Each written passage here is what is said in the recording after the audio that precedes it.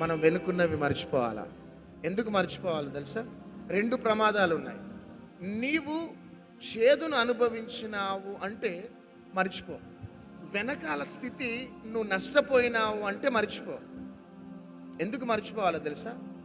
మరలా నువ్వు ఏదైనా స్టార్ట్ చేయాలనుకుంటే నీకు భయం ఉంటుంది. నేను సర్పంచ్గా నిలబడ్డా, మరలా నిలబడాలనుకుంటున్నా, పోయిన సంవత్సరం ఓడిపోయినా కదా, ఈసారి గెలుస్తానంటావా అనే ఆలోచన వస్తుంది. ధైర్యం ఉండదు, మరలా నేను ఓడిపోతానేమో. అందుకనే వెనుకున్నవి మర్చిపోవాలి. రెండోది, వెనక ఉన్న సక్సెస్ కూడా మర్చిపోవాలి. వెనక నువ్వు సక్సెస్ అయి గెలిచినావు అంటే అది కూడా మర్చిపోవాలా. ఎందుకు మర్చిపోవాలో తెలుసా? నేను అప్పుడు గెలిచిన ఇప్పుడు గెలవనా? అంతే.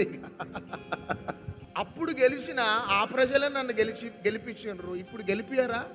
ఏం కాదు, ఓడిపోతావు. అప్పుడు గెలిచిన ఏందండి, నేను ఎవరిని అనుకుంటున్నారు?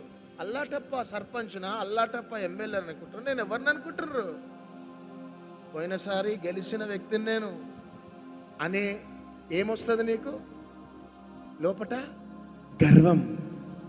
అందుకనే వెనకాల ఉన్న ఈ సక్సెస్ మర్చిపోవాలా, ఓటమి మర్చిపోవాలా. ఎందుకంటే సక్సెస్ నిన్ను గర్వాంధునిగా చేస్తుంది, ఓటమి నిన్ను భయాన్ని పుట్టిస్తుంది.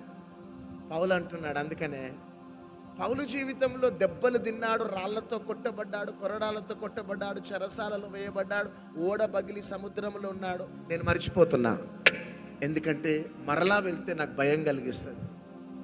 అంతేకాక సైమల్టేనియస్లీ పౌలు విజయాలు కూడా పొందుకున్నాడు.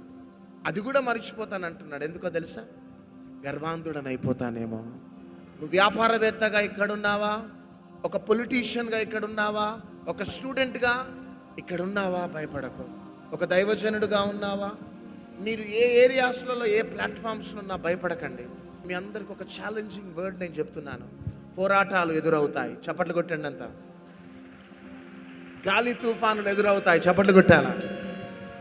నిందలు, అవమానాలు, వ్యతిరేకతలు ఎదురవుతాయి, ఒంటరితనం ఎదురవుతుంది.